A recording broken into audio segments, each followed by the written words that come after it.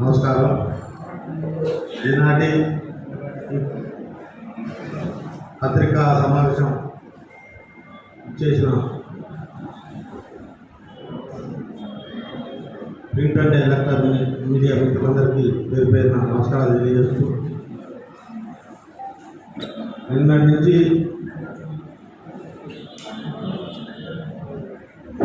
ఉమ్మడి ఖమ్మం జిల్లా స్థానిక సంస్థల ఎమ్మెల్సీ తాతమ్మ సోదరు గారి పైన డైరెక్ట్గా ప్రశ్నిస్తే దానికి సమాధానం చెప్పలేక చేసిన తప్పుల్ని ఒప్పుకున్నట్టయిద్దని ఆలోచనతో పాలేరు నియోజకవర్గంలో ఉన్నటువంటి 4 మండలాల నుంచి వారి పార్టీ శ్రేణుల నుంచి ఆరోపణలు చేయించడం జరుగుతుంది.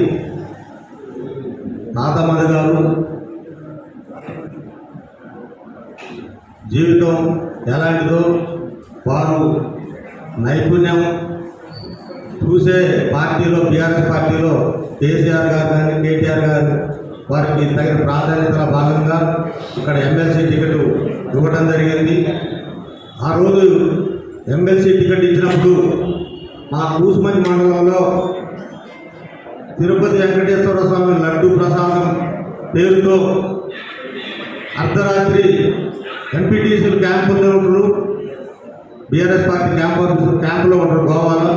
వాళ్ళ కుటుంబ సభ్యులు ఇళ్ళకి పోయి కుటుంబ సభ్యుల్ని ప్రలోభం పెట్టి ఏం చేశారో పొగిలేటి గారికి తెలీదా? వారు చేయించిన అకృత్యం పార్టీలో వర్గ విభేదాలకు ఆజ్యం పోసిన వ్యక్తి ఆయన కాదా? వారి తొత్తులతో ఏదేదో ఆరోపణలు చేస్తుండ్రు. తాత మనుషుల మీద కావచ్చు, మాలాంటి కష్టపడి స్వశక్తితో రాజకీయంగా ఎదిగి ఈనాటి వరకు కూసుమంచి మండలంలో నీతి నిజాయితీకి నిలువెత్తున ఉన్నా, ఒకవేళ దమ్ముంటే ఆ కూసుమంచి మండల కాంగ్రెస్ అధ్యక్షుడికి నేను సవాల్ ఇస్తున్నా. నీ చేతగాక నేను చేసిన 2 ఆరోపణలకి నిన్న దానికి సమాధానం చెప్పకుండా ఎవరితోటో మళ్ళీ పోలింగ్ చేస్తున్నావు. నువ్వు చేసిన ఆరోపణల కూసుమంది సెంటర్లో నేను ఒక్కటి నిరూపించిన ఆ రాజకీయ జీవితాన్ని కాదు, నేను అక్కడనే దేనికైనా సిద్ధం. నువ్వు తోలు తీస్తా అంటే ఇక్కడ చేతులు కట్టుకుని కూర్చున్న వాళ్ళు ఎవరు లేరు.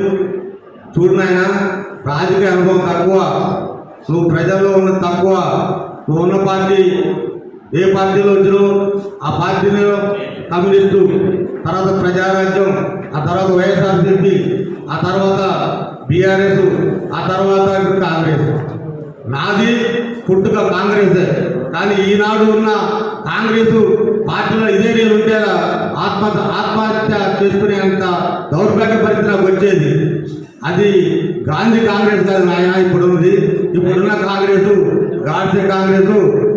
దేవుడి దయ వల్ల నేను ఎందుకో 6-7 సంవత్సరాల క్రితం పక్కన తప్పుకున్నా. కానీ ఈనాడు అదే కాంగ్రెస్ ఉంటే, నాలాంటి వ్యక్తిత్వం గల వ్యక్తి కనుక ఉంటే నేను ఆత్మహత్య చేసుకునే పరిస్థితి ఉండేది. నా వ్యక్తిత్వాన్ని నేనేదో నువ్వు చేసినటువంటి, నువ్వు చేసినటువంటి, నువ్వు ట్రోల్ చేయించినటువంటి ఆరోపణలు ఒక్కటి నిరూపించగలిగితే నేను దేనికైనా సిద్ధం. నీ మీద చేసిన 2, నా మీద చేసిన ఆరోపణలు నా గ్రామంలో చదువుకుంటే నేనేందో వాళ్ళ ఆత్మహత్య అంతరాత్మ చెప్తుంది. నీ మీద చేసిన తప్పు ఒప్పో అది నీ ఊరు ముందు తెలిసిద్ది. కాబట్టి ఇలాంటి చేసేటట్టు ముందు ఒక వ్యక్తిని మనం విమర్శించేటప్పుడు మన స్థాయి, మన విలువ, ఆయన హోదాను కనిపెట్టి చేయాలా. నువ్వు పర్సనల్గా ఏదేదో కామెంట్ చేసినావు, అది కరెక్ట్ కాదు. ఇకనైనా బాధ్యత ఎరిగి, పదవిలో ఉన్న వ్యక్తి బాధ్యత ఎరిగి అలాంటివి పెడితే మంచిది.